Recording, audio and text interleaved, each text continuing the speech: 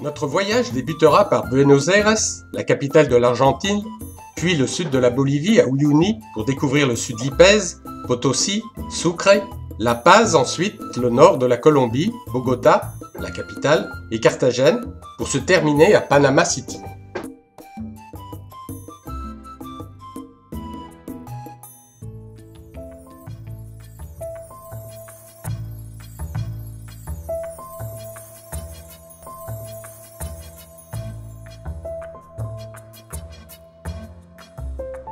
Aux origines, une vaste plaine qui se dilue dans l'horizon et un fleuve boueux, le Rio de la Plata, rivière d'argent, qui se jette dans l'océan Atlantique par un estuaire de près de 300 km de large, le plus grand du monde.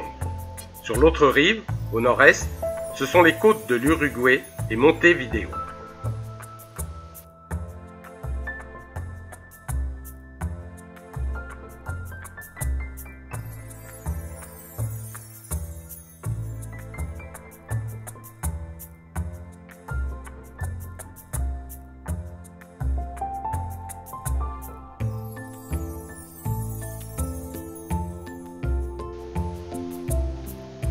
Aux portes de Buenos Aires, le Rio de la Plata s'étale paresseusement en un immense delta fluvial de 900 km² que la main de l'homme a dompté.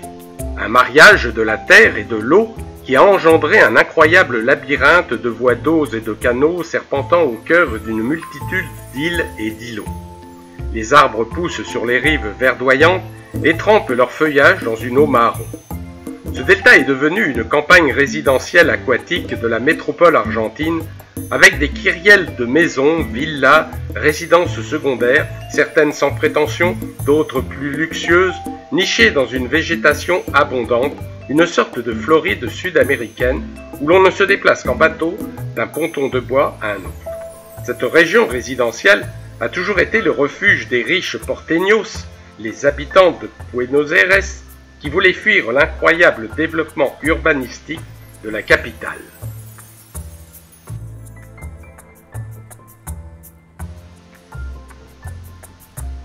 C'est aussi aujourd'hui un lieu de promenade très prisé.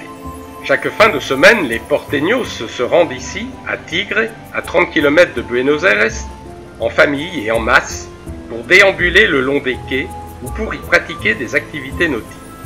Et si les heureux résidents propriétaires se déplacent en voilier ou en hors-bord, les promeneurs occasionnels y circulent en bateau-bus, très bon marché.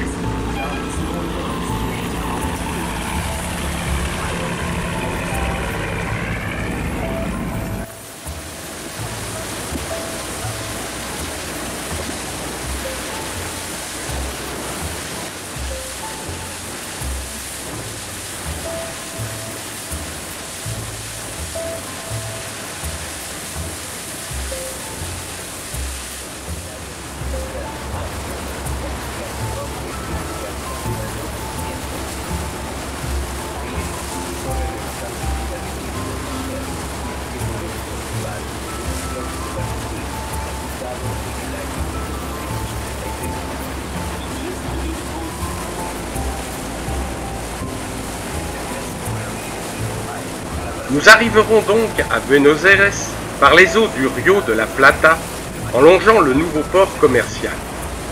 Le fleuve reflète la ligne audacieuse des buildings modernes qui émergent de plus en plus nombreux au cœur de la capitale argentine, plus prospère et attrayante que jamais, avec plus de 13 millions d'habitants.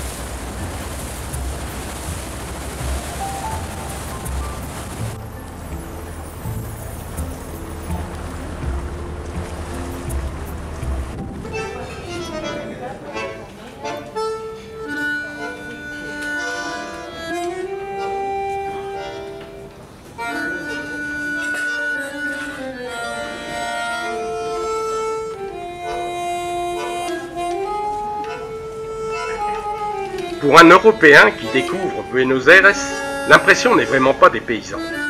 D'ailleurs, cette métropole est considérée comme la capitale la plus européenne d'Amérique du Sud. C'est une ville tentaculaire qui s'étale sur près de 200 km le long de l'estuaire du Rio de la Plata. L'architecture du centre évoque furieusement Madrid, comme sur l'Avenida de Mayo, Paris, dans le quartier plus chic de la Recoleta, ou encore l'Italie dans le quartier populaire de la Boca, autant de lieux souvent hétéroclites. D'ailleurs, les porteños aiment se considérer comme des Européens en raison de leurs origines. Ne dit-on pas qu'ils sont des Italiens qui se prennent pour des Anglais et qui parlent espagnol?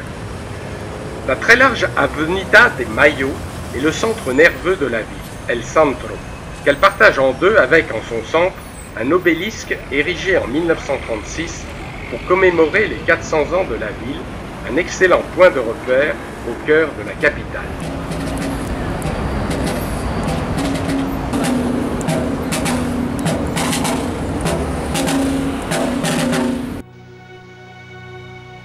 Ainsi, chaque quartier recèle un caractère bien marqué.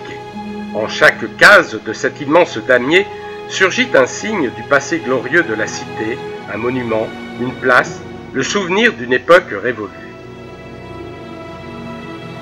Par exemple, le célèbre Teatro Colonne fut imaginé par un architecte italien dans un style français néo-baroque.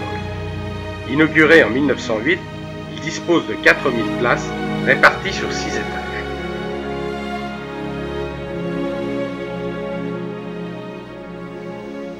Achevée en 1812, la cathédrale Metropolitana est l'œuvre d'un architecte français, Prosper Catelin, d'inspiration néoclassique et plutôt massive, avec son portique de 12 colonnes, les 12 apôtres, supportant un superbe frontispice sculpté.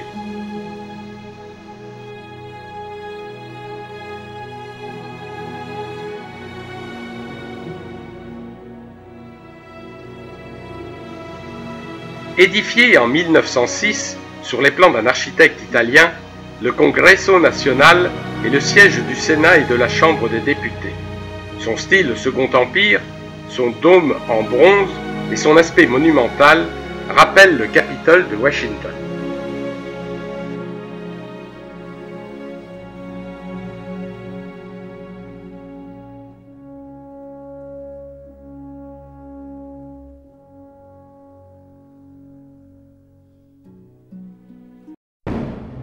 People of Argentina, your newly elected president, Juan Perón.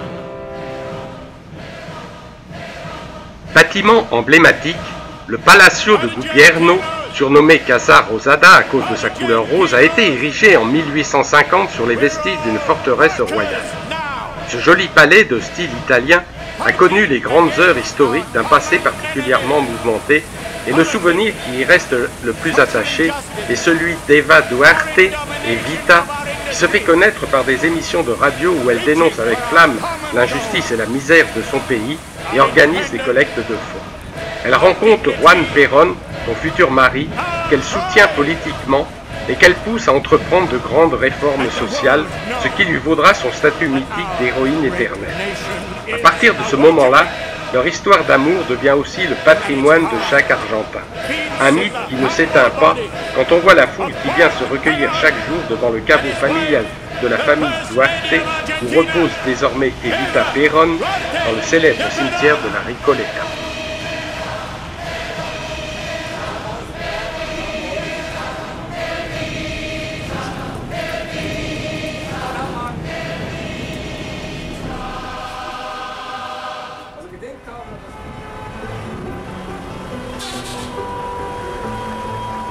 Difficile à imaginer que cet autre quartier central, Puerto Madero, était dans les années 80 un quartier mal fréquenté et vraiment dangereux.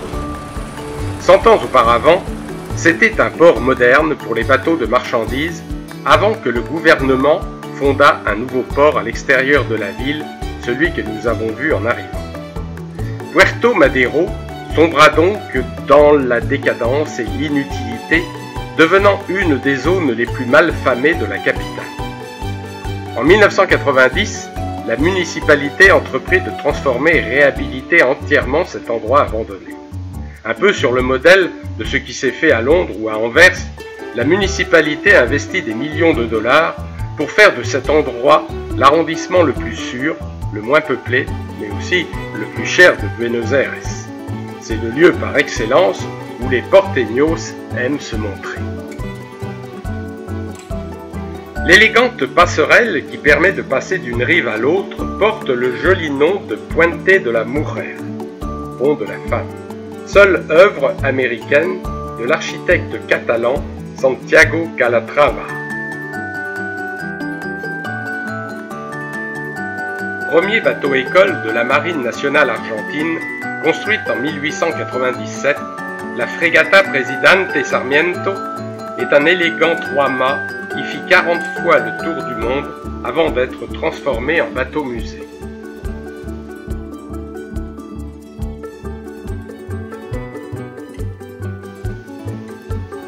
À proximité du musée des Beaux-Arts se trouve le nouveau symbole de la ville de Buenos Aires, la Floralis generica, une fleur géante réalisée par Eduardo Catalano en 2002.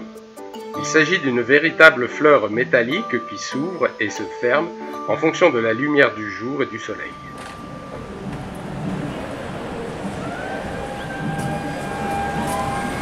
Le pittoresque quartier de La Boca est à lui seul un monde à part. D'abord, cœur battant du football argentin, la Bombonera a été qualifiée de temple du football mondial par le célèbre joueur Diego Maradona.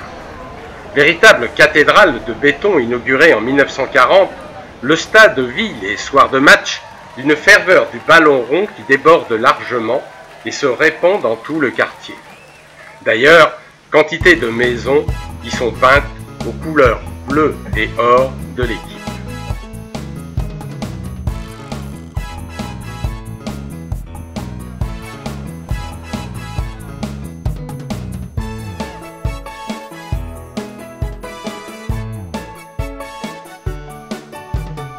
Mais le quartier de La Boca ne se limite pas à son stade.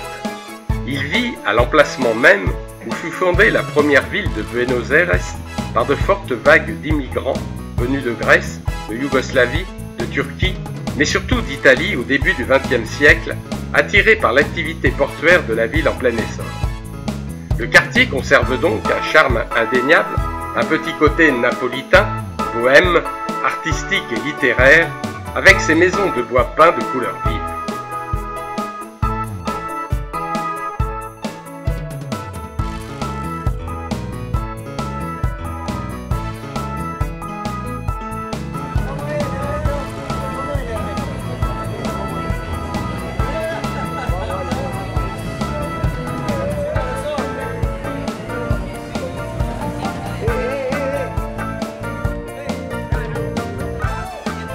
L'histoire picturale du quartier débute avec un bébé abandonné qu'une famille pauvre de La Boca prit sous sa protection.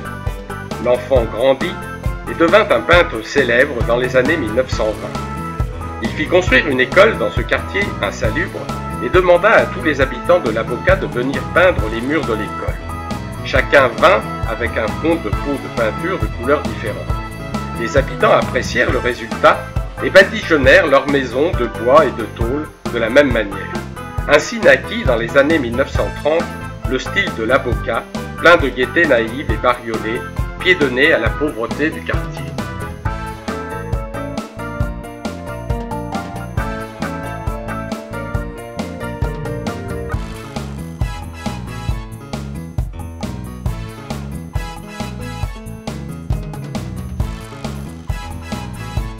Aussi, le quartier de La Boca, qui vit la naissance du tango sous sa forme la plus authentique, revendique toujours son indépendance ainsi que son identité culturelle, même s'il est envahi le jour par des hordes de touristes. Néanmoins, c'est ici que Buenos Aires conserve le mieux son âme et ses traditions.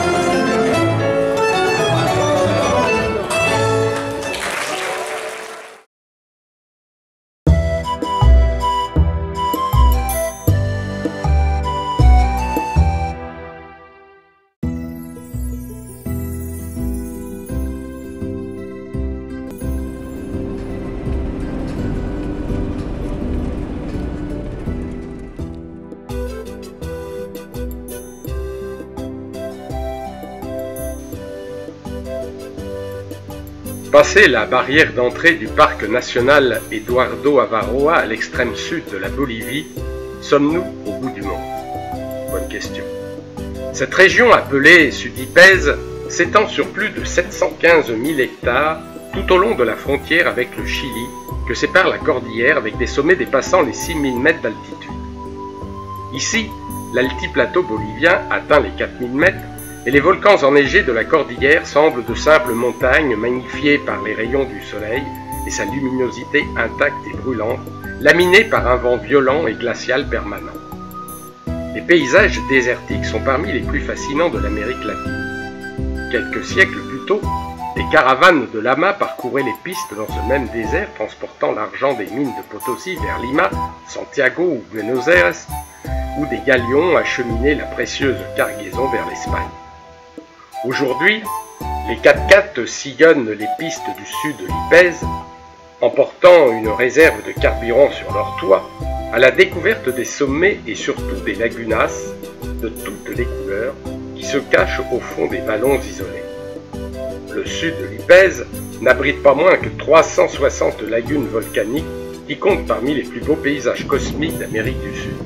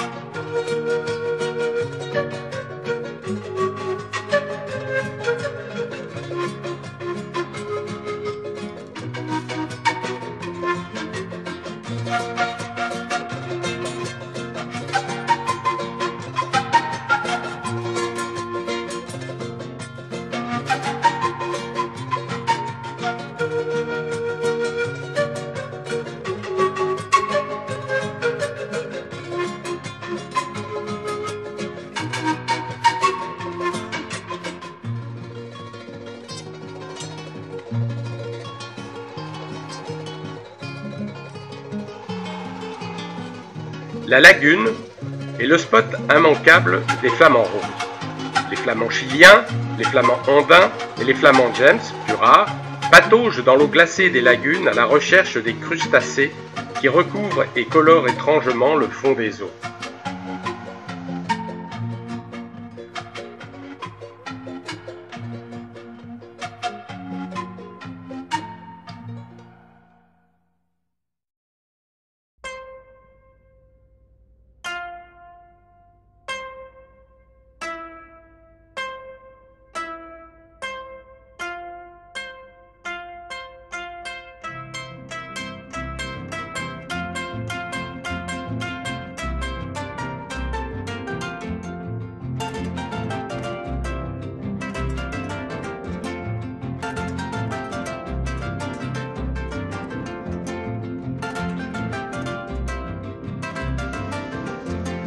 Et voici que nous semblons déranger une tribu de vicunias, des vigognes, cousins sauvages de l'alpaga et du lama, race protégée par le gouvernement bolivien.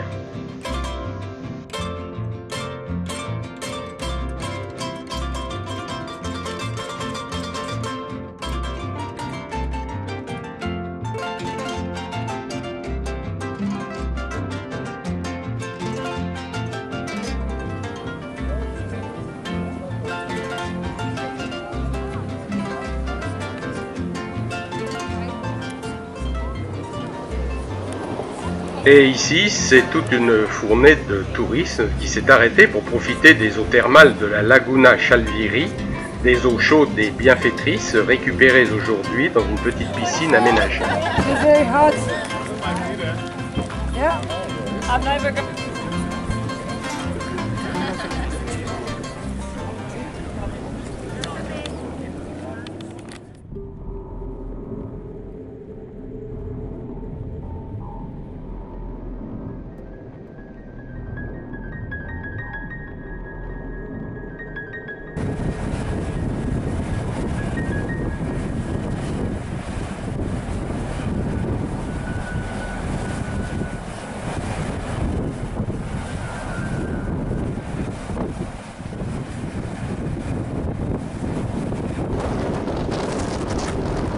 Rien de surprenant à trouver des eaux chaudes dans cette région hyper volcanique. En effet, non loin de là, les geysers Sol de Mañana apportent un aspect étrange au paysage. Fumerolles, eau bouillonnante, boue en fusion, odeur de soufre, grondement incessant d'un sous-sol en ébullition à 4850 mètres d'altitude.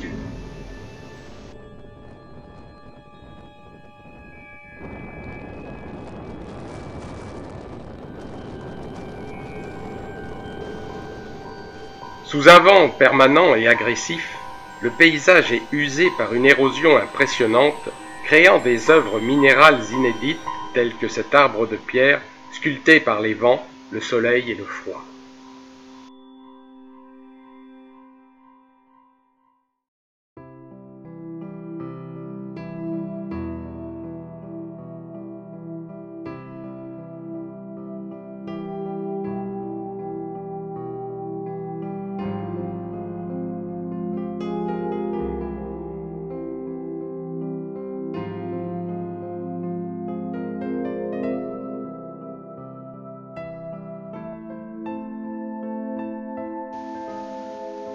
Et, posé comme un cheveu sur la soupe dans cet environnement cosmique, voici le campement isolé du bout du monde, vivant en toute autonomie de l'énergie écologique, vent et soleil.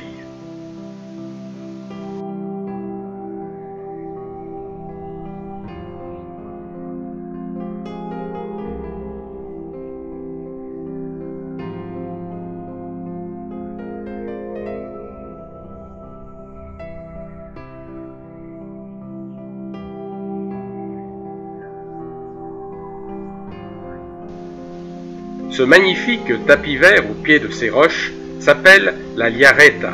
C'est une plante grasse de l'altiplateau qui ressemble à de la mousse collée sur de grosses pierres. En réalité, la plante est dure comme de la roche et pousse de manière concentrique pendant plusieurs siècles.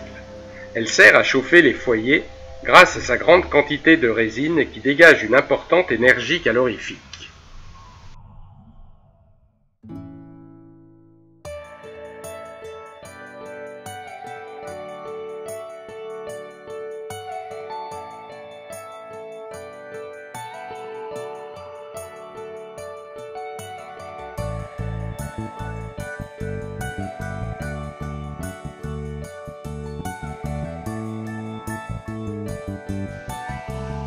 Les nandous sont de petites autruches sauvages qui ont les mêmes caractéristiques que leurs cousines d'Afrique, plus grosses, y compris pour la course à pied.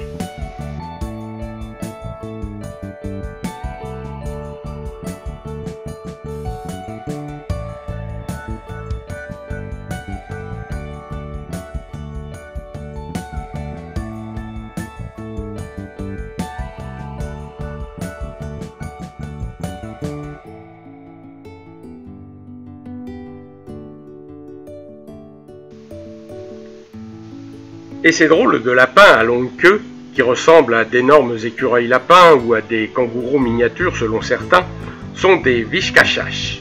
Ils n'ont pas l'air particulièrement farouches.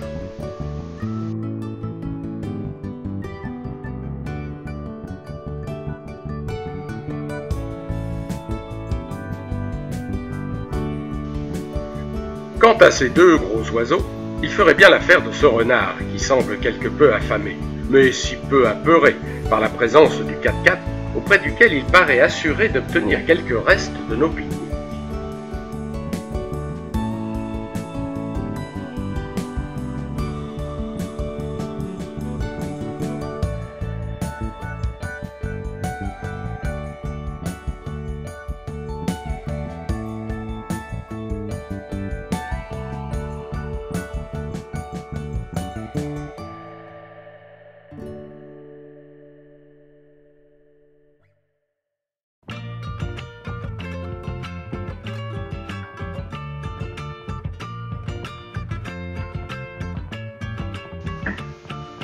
Et voici la nouvelle richesse de cette région depuis que le quinoa réal, s'impose de plus en plus dans la consommation alimentaire mondiale. Cette plante céréalière, très colorée, est très nourrissante, plus protéique que le lait. C'est une plante halophyte qui s'accommode bien du sel, d'où son importance dans la région, si bien que certains disent qu'il devient plus rentable de cultiver du quinoa que la coca, la culture ancestrale des sommets andins.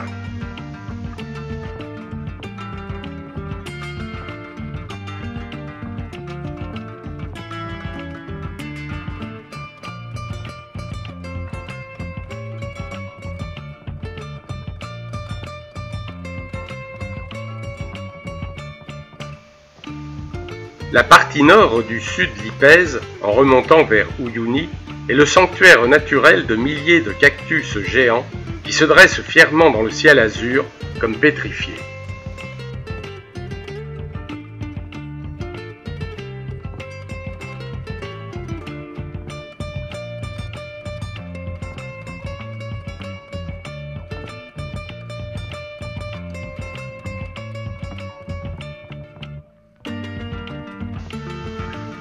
Et nous voici à l'entrée d'un des lieux les plus hallucinants d'Amérique du Sud, le Salar d'Uyuni. C'est le plus grand désert de sel du monde. 10 200 km² de sel, à 3650 mètres d'altitude, transformé en un gigantesque miroir pendant la saison des pluies. Cette immense surface lisse et dure comme du roc couvre l'équivalent de près de 2 départements français, la plus grande étendue plane du monde. Ancien lac soumis au cycle climatique des derniers millénaires, il ne reste plus que la blancheur aveuglante du sel à perte de vue. Un no man's land immaculé que le chauffeur-guide doit connaître parfaitement. L'émotion est garantie en s'aventurant dans ce paradis blanc. C'est parti.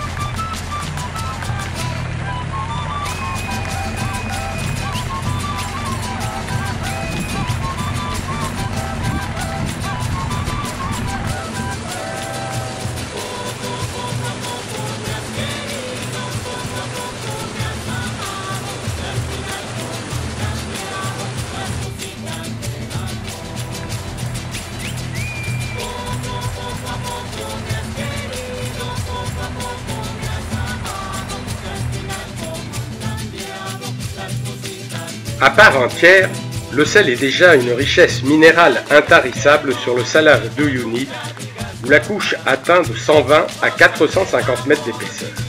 Mais ce n'est pas tout. En plus, sous cette croûte de sel se trouve aussi la plus grande réserve de lithium de la planète connue à ce jour. 100 à 140 millions de tonnes de lithium seraient amassées sous la croûte de sel diluée dans la saumure, soit plus de la moitié des réserves mondiales. Un nouvel Eldorado pour la Bolivie, l'un des pays les plus pauvres du continent. Ce métal mou, doté d'un fort potentiel énergétique, est très demandé et le marché explose. Ce trésor attire l'appétit de bien des investisseurs étrangers et le gouvernement bolivien veut garder la main sur la transformation de ce précieux minerai, contrairement aux autres ressources du pays, bradées aux étrangers par le passé.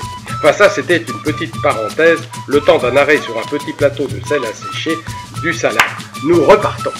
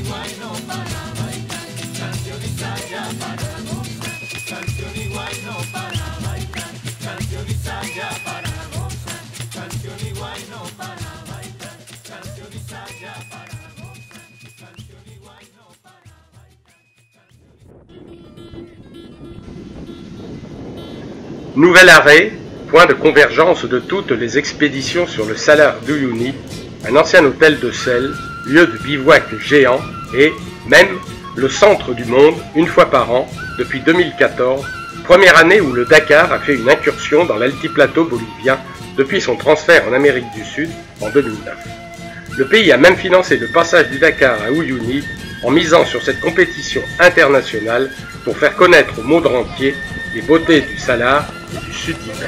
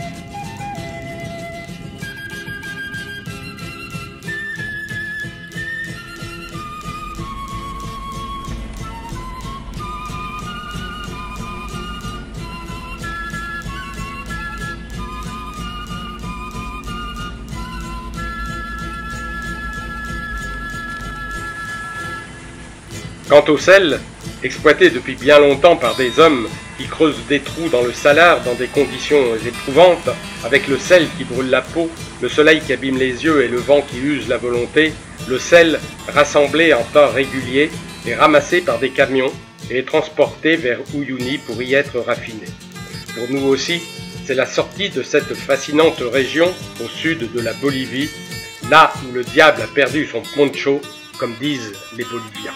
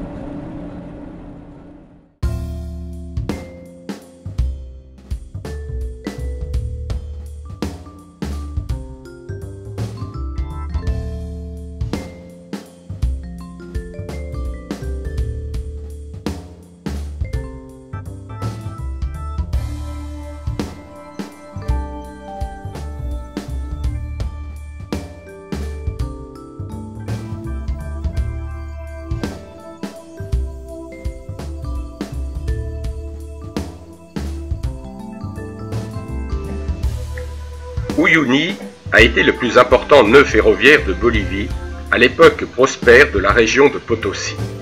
À la sortie de la ville, subsiste le cimetière de plusieurs trains du début du siècle, rappelant l'importance du rail dans l'histoire de la ville.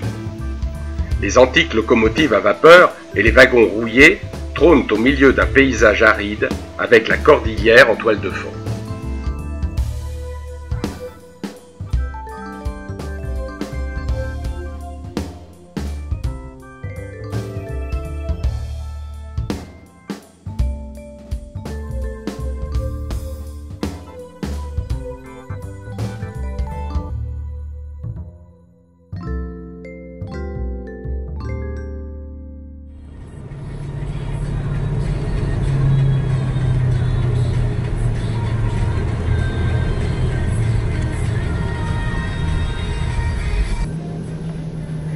Je suis la riche Potosí, du monde je suis le trésor, je suis la reine des montagnes et l'envie de tous les rois.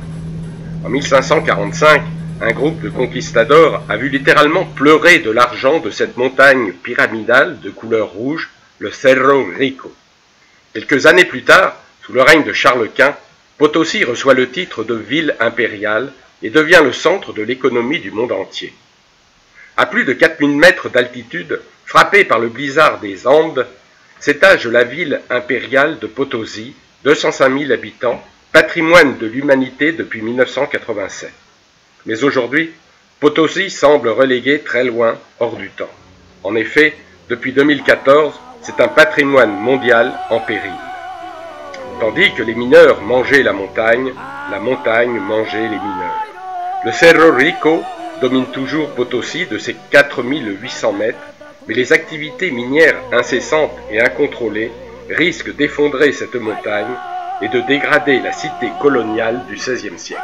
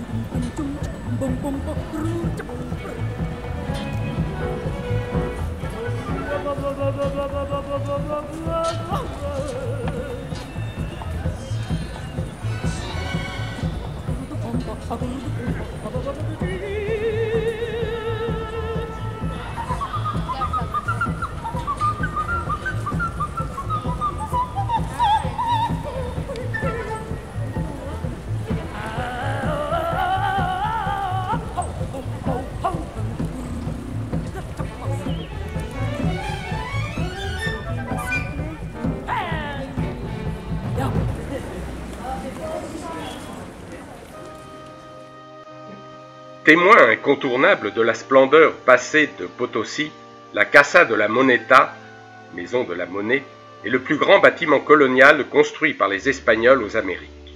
Ce musée, le plus beau du pays, impressionne dès son portail d'entrée et par la figure qui domine la cour intérieure, El Macaron, symbole de la ville impériale.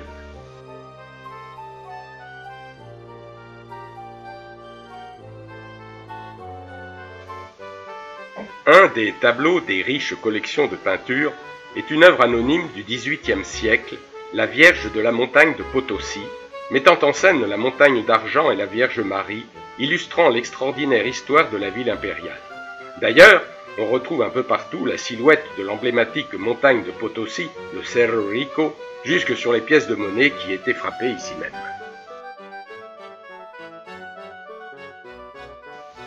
Les laminoirs, tout de bois, réalisés en Espagne au XVIIIe siècle, furent acheminés depuis Buenos Aires à dos de mule.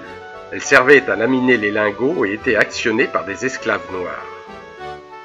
Enfin, les objets exposés dans la salle d'argent donnent un tout petit aperçu de ce qu'a pu être la splendeur de Potosi.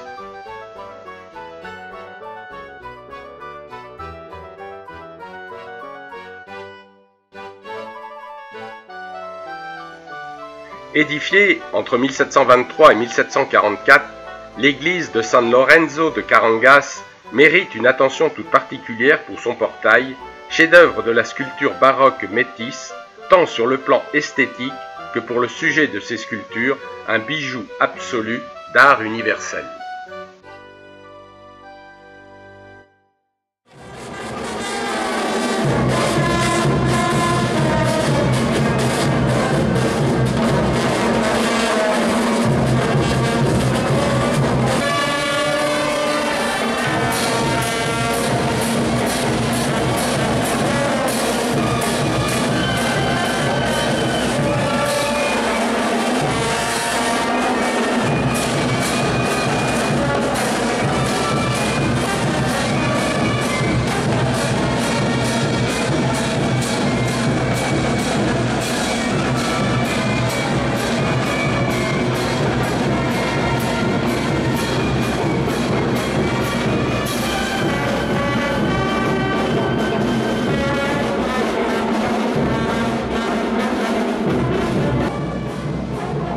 L'actuelle cathédrale date de 1835.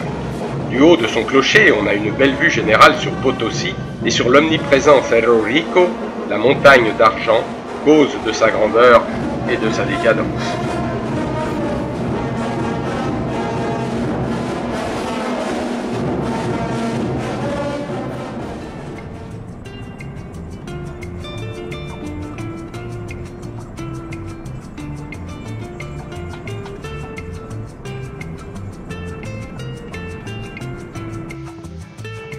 Pour aller de Potosi à Sucre, nous devons traverser la majestueuse cordillère royale, une des vallées centrales de Bolivie.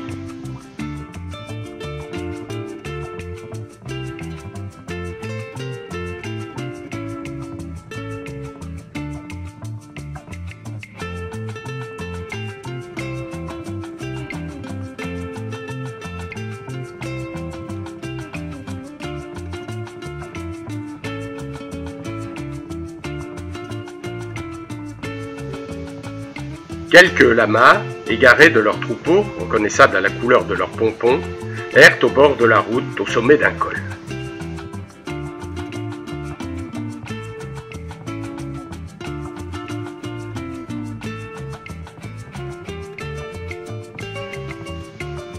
Plus loin, le Rio Pilcomayo, un des 3 bassins hydrographiques du pays, marque le passage entre la région de Potosi et celle de Chuquisaca, où se situe Sucre, l'une des plus belles villes de Bolivie, mais aussi la capitale officielle du pays.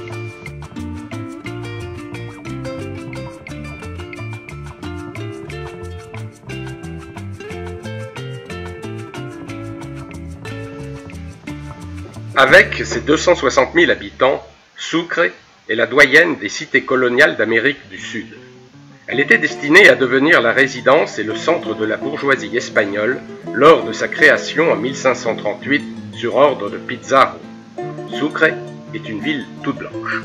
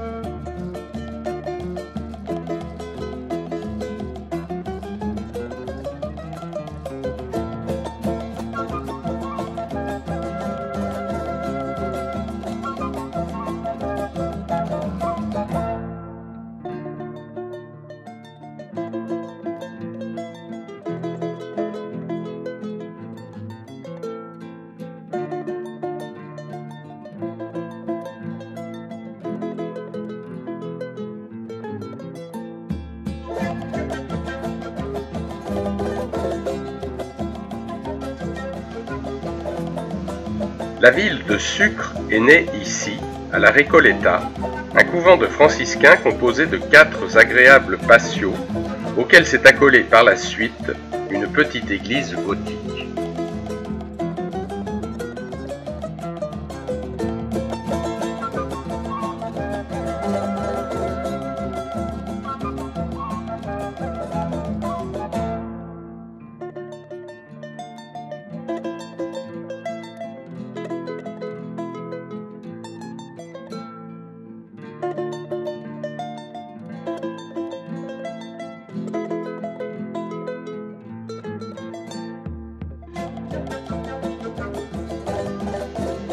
Cet autre couvent, San Felipe de Neri, avec son cloître à 2 niveaux, l'un des plus beaux monuments de Sucre, est dorénavant une école catholique réputée.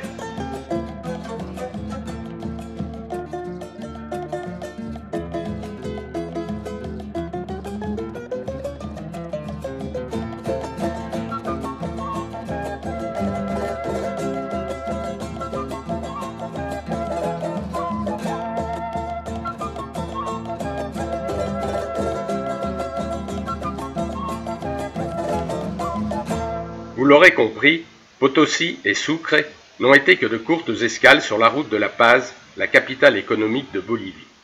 C'est ici que nous arrivons maintenant, en survolant les faubourgs de El Alto, en fait la plus grande ville de Bolivie, à 13 km de La Paz, là où se trouve l'aéroport international le plus haut du monde, à 4000 mètres d'altitude.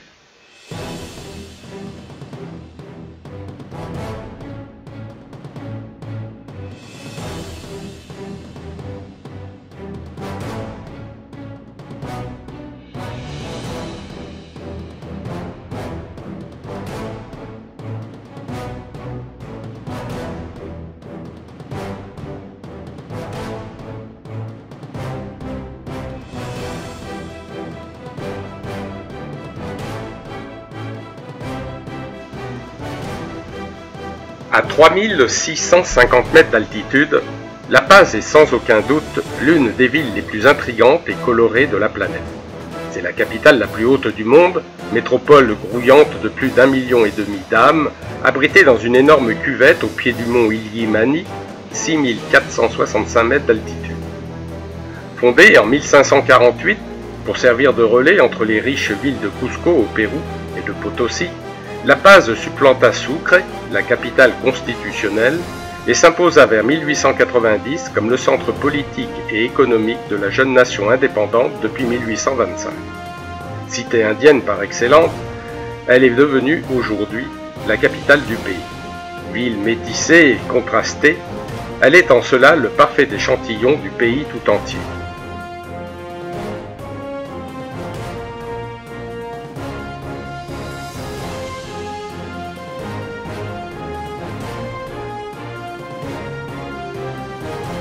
Mi Teleférico est le moyen de transport urbain parfait pour éviter les minibus collectifs chaotiques qui sillonnent les rues et les embouteillages monstres du centre-ville. Construit par une entreprise autrichienne, ce nouveau mode de transport est une petite révolution pour les habitants de La Paz. Il y a déjà 3 lignes en service, la rouge, la jaune et la verte, et 6 nouvelles lignes sont en cours de construction. Elles offrent un panorama grandiose sur la capitale bolivienne et son environnement spectaculaire.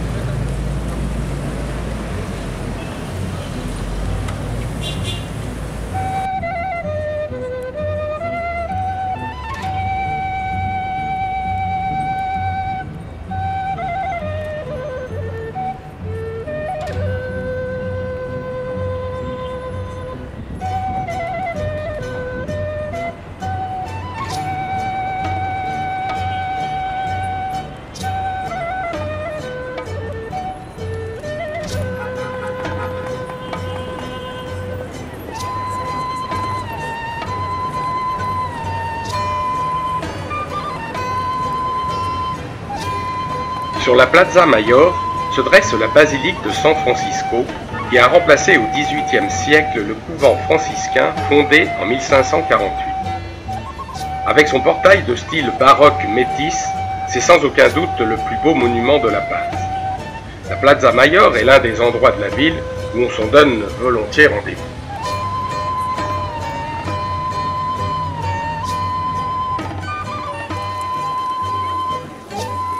La Plaza Murillo est l'autre place très prisée des habitants de La Paz.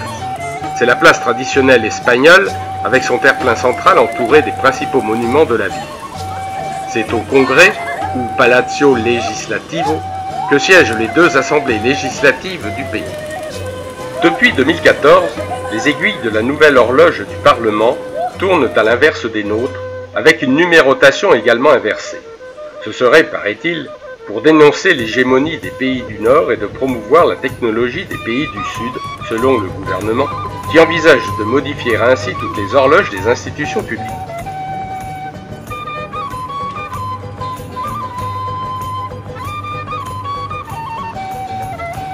Si la capitale de la Bolivie demeure officiellement Sucre, c'est bien ici que se concentre le pouvoir politique du pays, avec le palais présidentiel, le Palacio Quemado, et sa gare de Parador.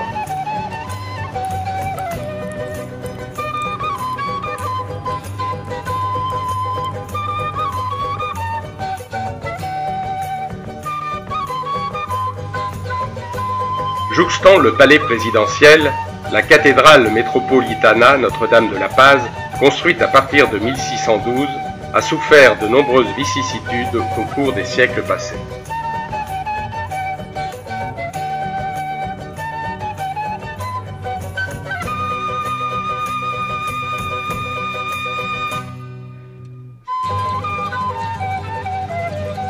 Le Teatro Municipal, inauguré en 1845, est le plus vieux théâtre d'Amérique du Sud.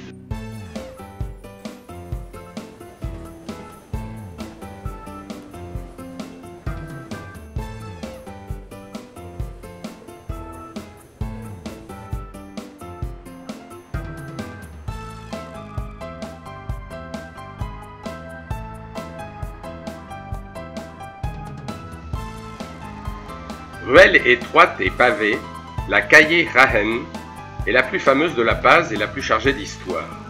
On se croirait en Espagne, dans une ruelle de Cordoue ou de Séville. Elle est bordée de belles demeures coloniales, dont certaines abritent des musées. Elle est aussi réputée pour ses histoires de fantômes, de lutins et d'âmes errantes. C'est aujourd'hui un endroit bohème par excellence. On y joue de la musique, on expose, on récite des poèmes.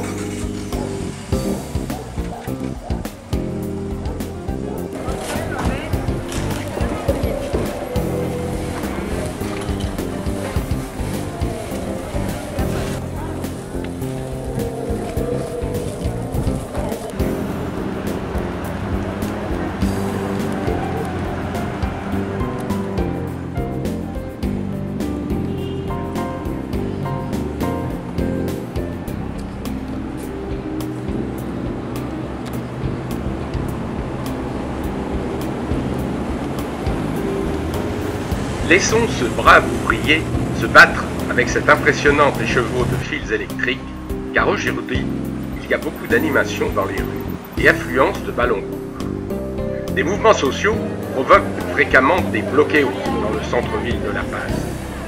Mais ce 21 mars, jour de l'équinoxe, c'est la fête du printemps. Mais aussi et surtout, le jour qui a été choisi par la Bolivie pour revendiquer un accès à la mer, un littoral maritime qui lui a été confisqué depuis 1883, après la guerre du Pacifique, par laquelle la Bolivie et le Pérou ont perdu face au Chili.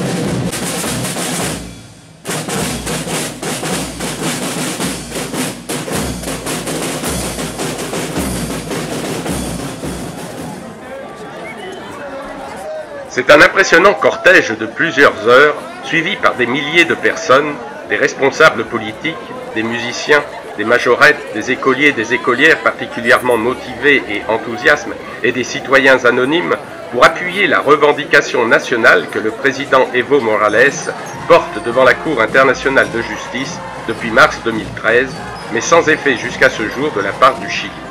Ainsi, c'est une mobilisation remarquable et très offensive, très colorée et festive, qui a déferlé dans les rues de La Paz pendant des heures.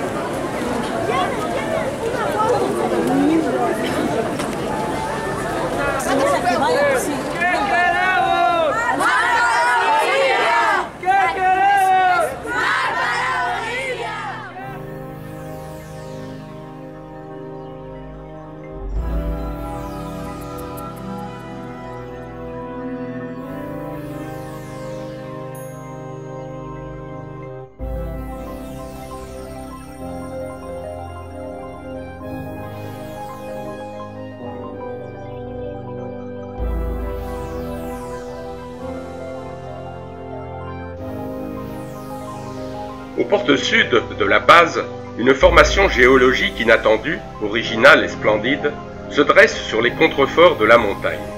Ce lieu étrange est appelé la vallée de la Luna, lieu qui doit son aspect lunaire à l'érosion plusieurs fois millénaire par le vent, le froid, le soleil et la pluie. C'est une promenade au milieu de cheminées de fées, et c'est réellement féerique.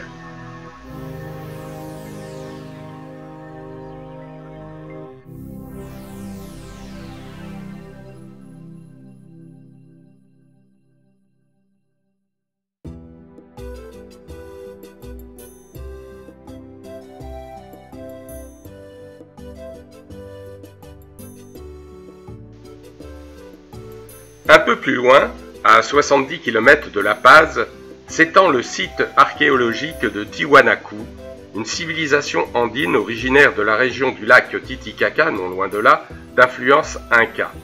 Cette civilisation répandit sur les Andes son savoir-faire dans de nombreux domaines. Pour preuve, c'est la première civilisation à avoir utilisé la pomme de terre dans son alimentation. Mais elle disparut mystérieusement au XIe siècle. Le plus bel exemple d'art Tiwanaku est la Puerta del Sol, la porte du soleil. Il s'agirait d'un calendrier astronomique qui surplombe le temple principal du site, Kalasasaya. Situé en plein centre du temple, ce monolithe massif ressemble à un moai de l'île de Pâques dans son habit cérémoniel.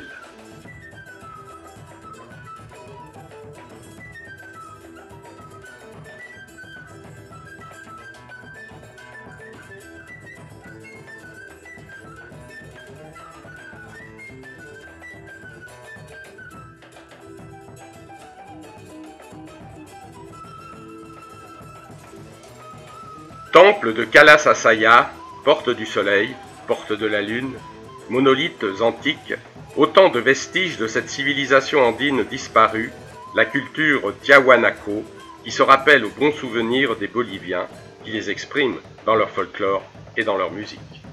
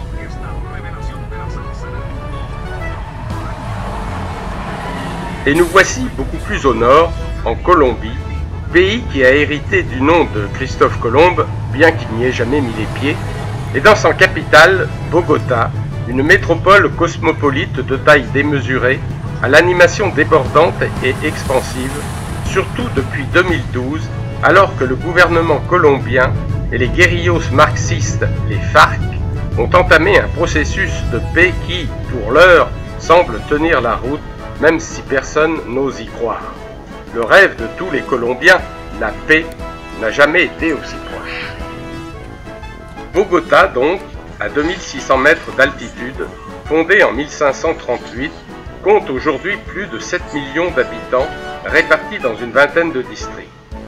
Le quartier central, et le plus moderne, on va dire occidentalisé, est dominé par la Torre Colpatria, la plus haute tour du pays, avec ses 196 mètres.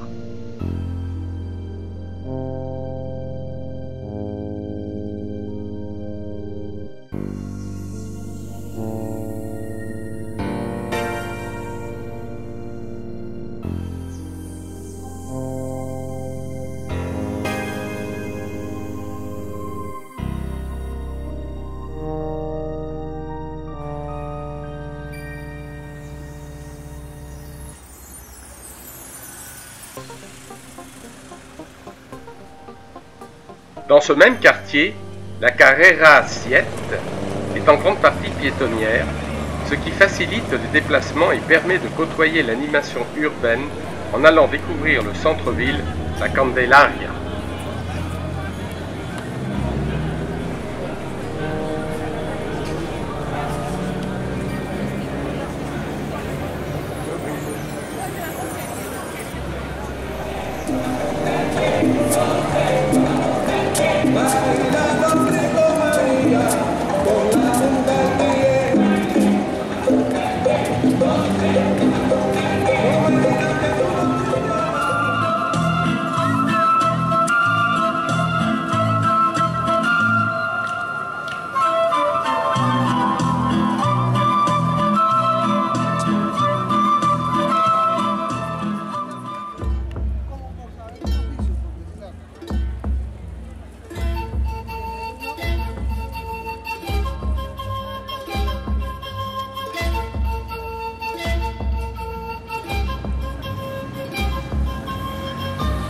Autour de la place Bolivar se trouve le palais de justice, le congrès de la République, appelé Capitole national, la chapelle del Sagrario, qui est une annexe de la cathédrale de l'Immaculée Conception, où nous reviendrons un peu plus tard.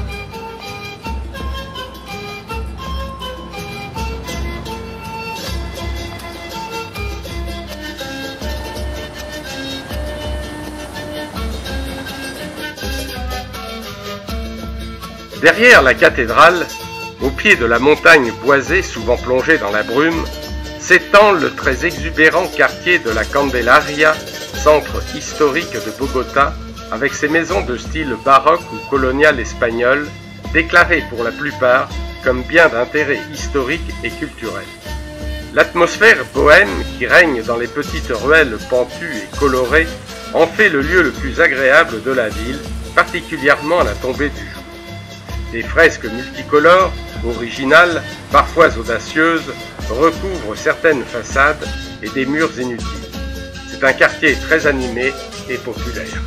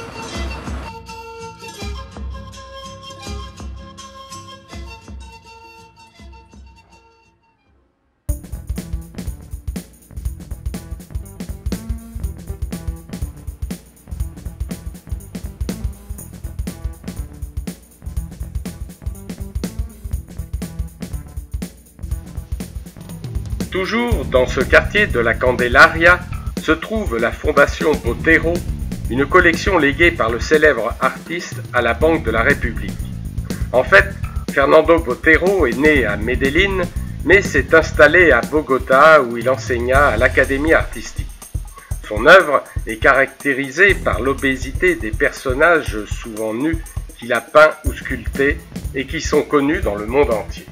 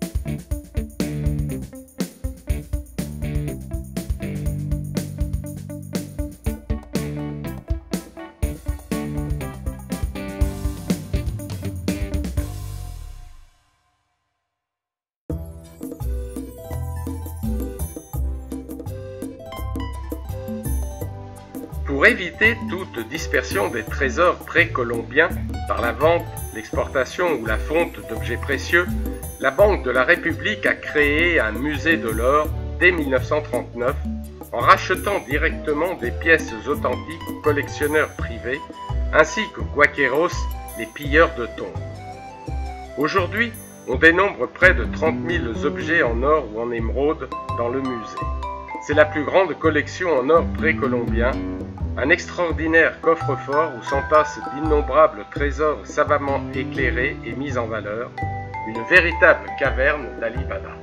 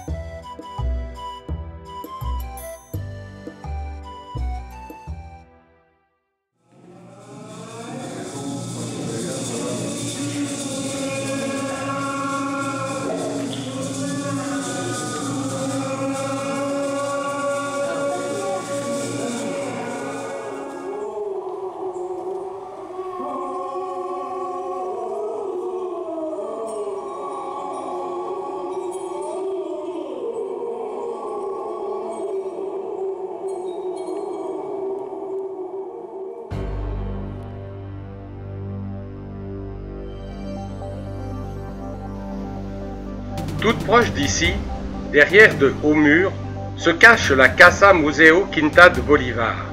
Cette demeure fut celle du célèbre Libertador entre 1821 et 1825, ce qui en fait le plus long séjour qu'ait effectué le révolutionnaire Simon Bolivar dans une maison au cours de sa vie d'adulte.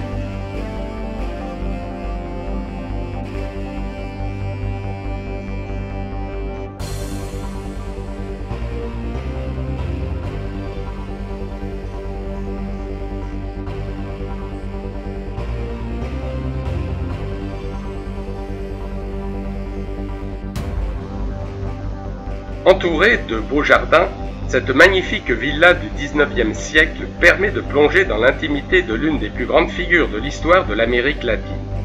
Héros de l'indépendance et vraie star nationale, il y a du Bolivar à toutes les sauces en Colombie. Originaire du Venezuela, il rêva à l'ambitieux projet de fonder les États-Unis d'Amérique du Sud, sans succès.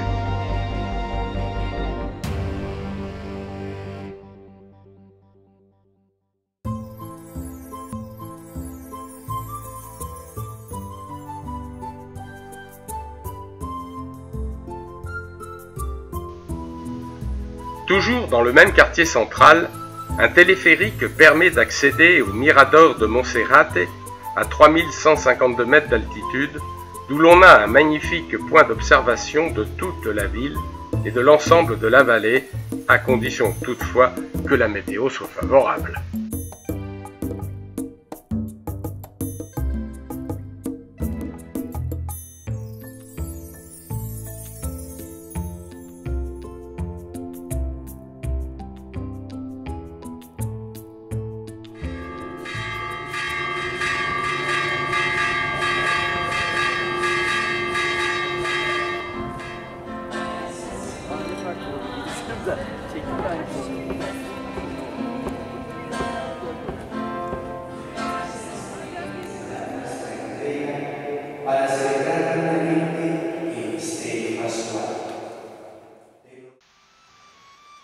Le monastère de Monserrate est un lieu très touristique. Les Colombiens y viennent par milliers pour vénérer l'image du Cristo caído et azotado, le Christ tombé et flagellé. D'ailleurs, derrière la petite église, un remarquable chemin de croix égrène ses stations sculptées dans une nature généreuse et silencieuse.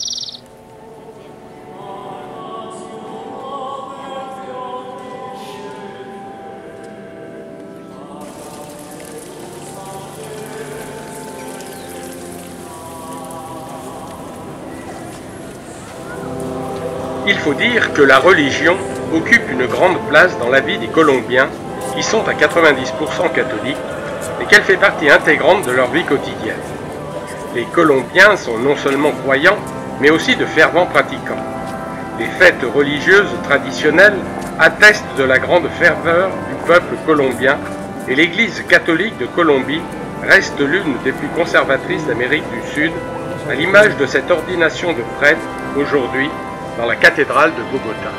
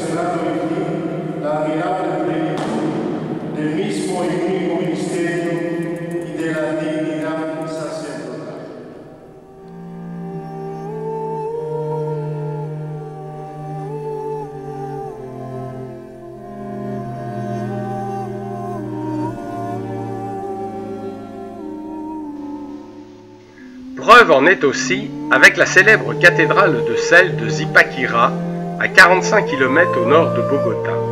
C'est une œuvre souterraine originale, taillée dans le sel sur plus de 6000 mètres carrés. Elle est faite de labyrinthes, de nefs colossales, de chapelles obscures, construites au milieu des années 1950 dans des mines de sel, qui étaient déjà exploitées par les indigènes bien avant l'arrivée des conquistadors. En fait, le sous-sol est constitué de 50% de sel, 40% de charbon et 10% de soufre ou de sulfure de sel. La structure est gigantesque.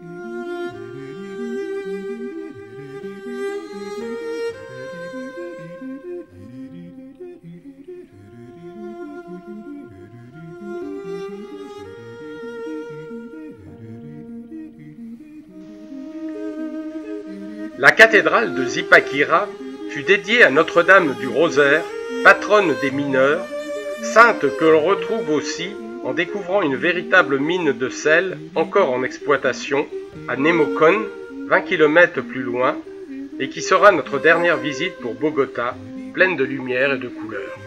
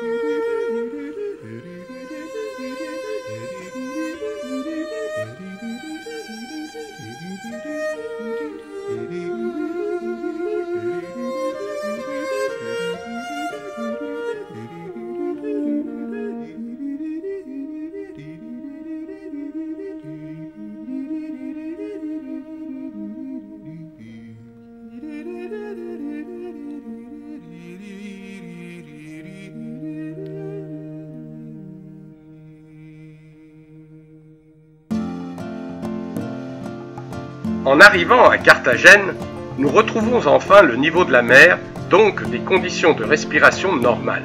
L'altitude est difficilement respirable. Carthagène, donc, est l'un des pôles touristiques majeurs de Colombie, classé au patrimoine historique de l'humanité par l'UNESCO.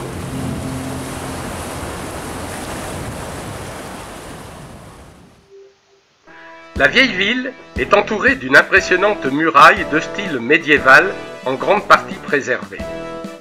Elle est dominée par une énorme forteresse, le Castillo San Felipe de Barajas.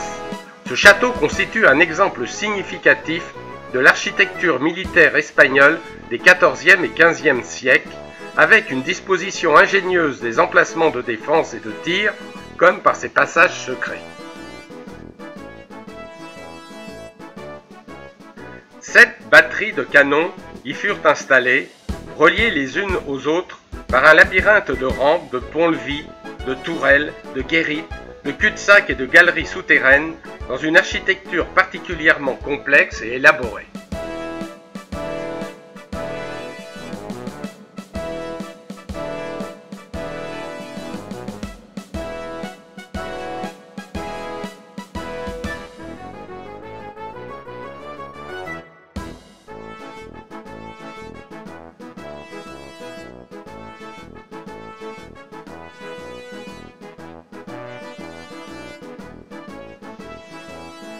La forteresse était même reliée à la vieille ville par un tunnel sous-marin.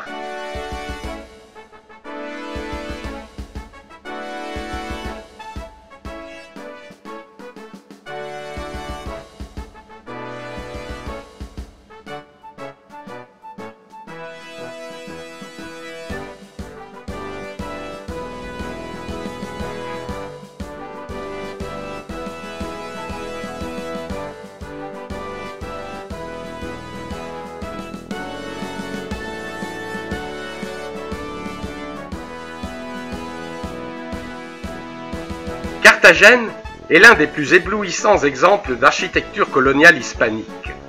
Entrons dans la vieille ville par la tour de l'horloge, construite au XIXe siècle sur l'une des portes de la ville.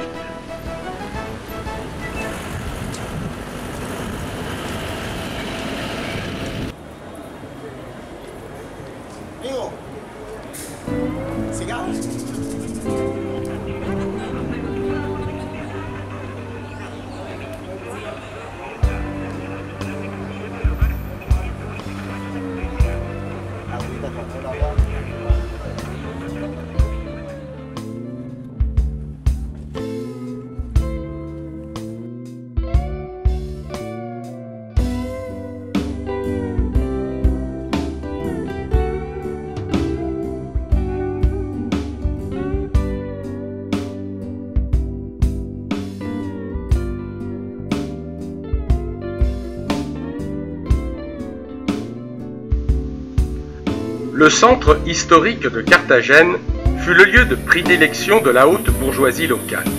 Il fait bon flâner sur ses places et dans ses petites rues enchevêtrées, bordées de riches demeures aux balcons ouvragés et abondamment fleuris. Le soir venu, des fiacres parcourent la ville et se font entendre sur les pavés, une manière romantique de découvrir ce petit joyau aux couleurs ocre, mirabelle et de toute la gamme de pastels de ces somptueuses et élégantes demeures dont certaines ont plus de 400 ans.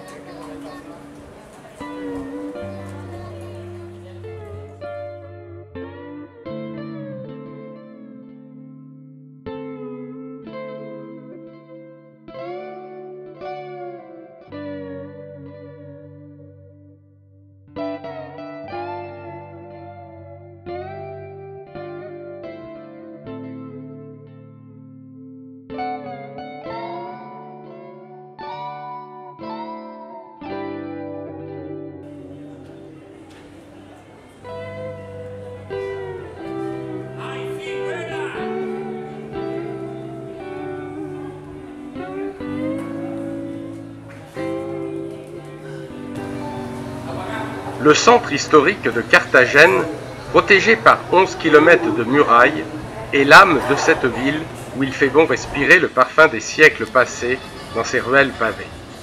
Fondée en 1533 par Pedro de Heredia, Carthagène a su conserver tout son charme et s'est toujours émerveillé le visiteur par son ambiance bon enfant et ses traditions caribéennes. Les marchands de fruits et de boissons arpentent les ruelles, tandis que les passants sont happés par des téléviseurs qui diffusent aujourd'hui, dans chaque boutique, un important match de foot, sport national par excellence.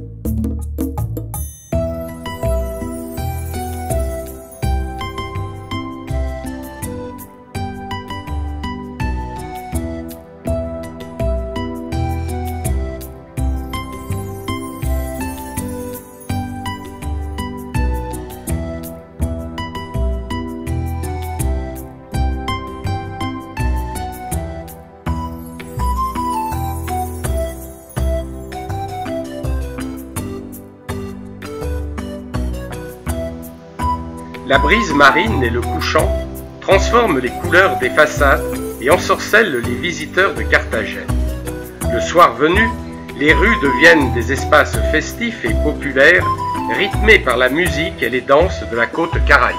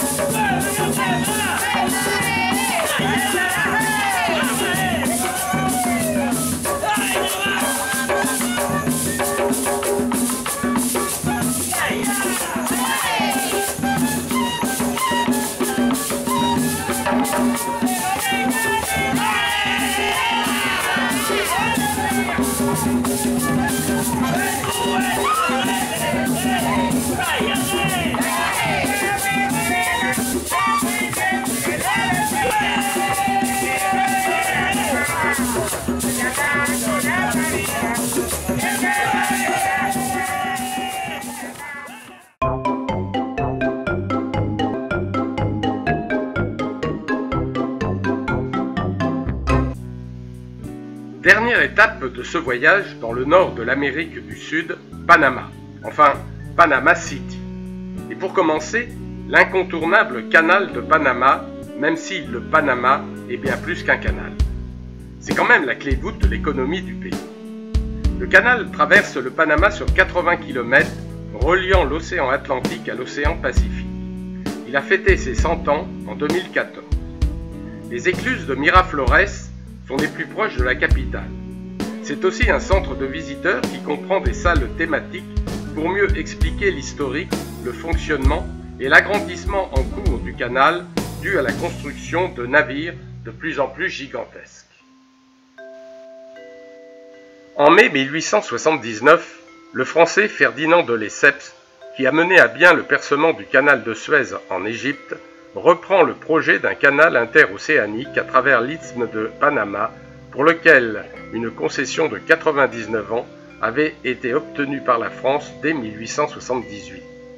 Il crée la Compagnie universelle du canal interocéanique de Panama et les travaux débutent en 1881, mais rencontrent de multiples difficultés. Géologie du terrain, épidémie de malaria et de fièvre jaune, tremblements de terre, le chantier prit énormément de retard. Dans ces conditions, de Lesseps ayant sous-estimé le budget, les actions de la compagnie chutent en bourse. 2 millions de nouveaux titres à la fois cotés en bourse et billets de loterie sont émis, mais c'est un échec. Les banques jettent l'éponge et c'est le fameux scandale de Panama en 1886, la banqueroute. En 1903, la France cède sa concession sur le canal aux États-Unis, qui rachètent la compagnie pour poursuivre le percement du canal et l'inaugurer 10 ans plus tard. Dès son ouverture, le trafic connaît une croissance exceptionnelle et le développement de la région ira grandissant. Le 31 décembre 1999, les États-Unis restituent au Panama le contrôle complet du canal, qui est maintenant dirigé par l'autorité du canal de Panama. Lors de leur passage dans l'écluse, les gros navires sont assistés par de puissantes locomotives électriques de halage, auxquelles ils sont reliés par des câbles. On les appelle des mules. Les plus gros bateaux effleurent de quelques centimètres seulement les bords.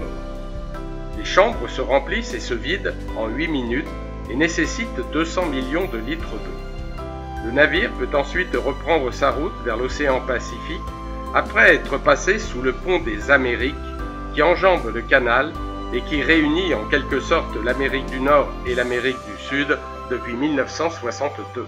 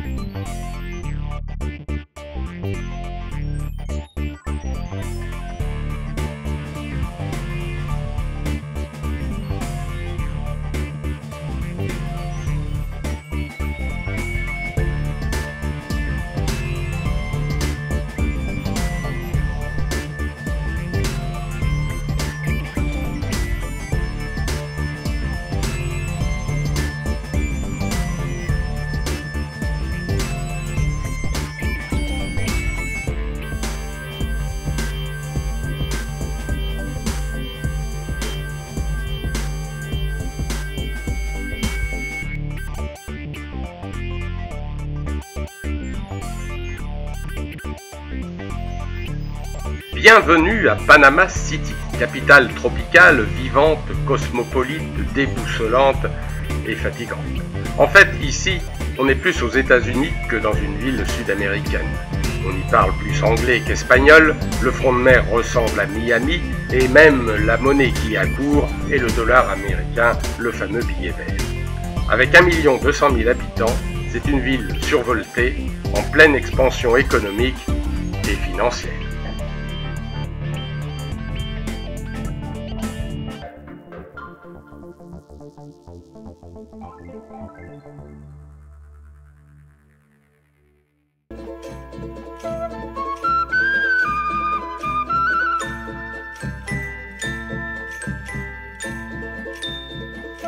Heureusement, comme dans toutes les grandes villes, les quartiers anciens ont été sauvegardés, protégés et restaurés.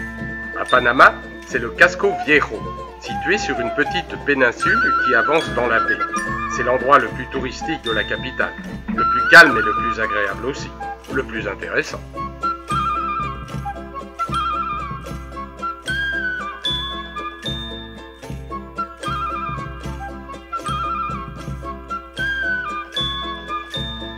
La cathédrale Metropolitana de Panama, consacrée en 1796, est l'un des plus grands édifices religieux d'Amérique centrale.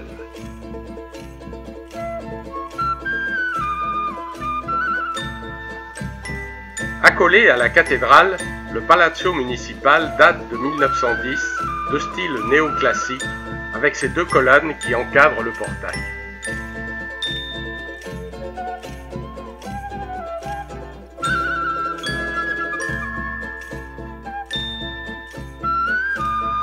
De nombreux jardins apportent une sérénité et une fraîcheur appréciables.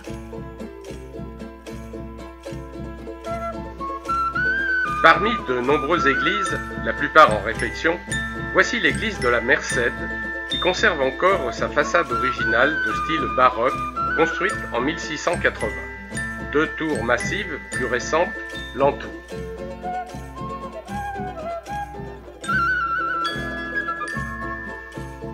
Beaucoup d'anciennes demeures, de belles maisons coloniales, sont en cours de restauration ou ont été récemment restaurées.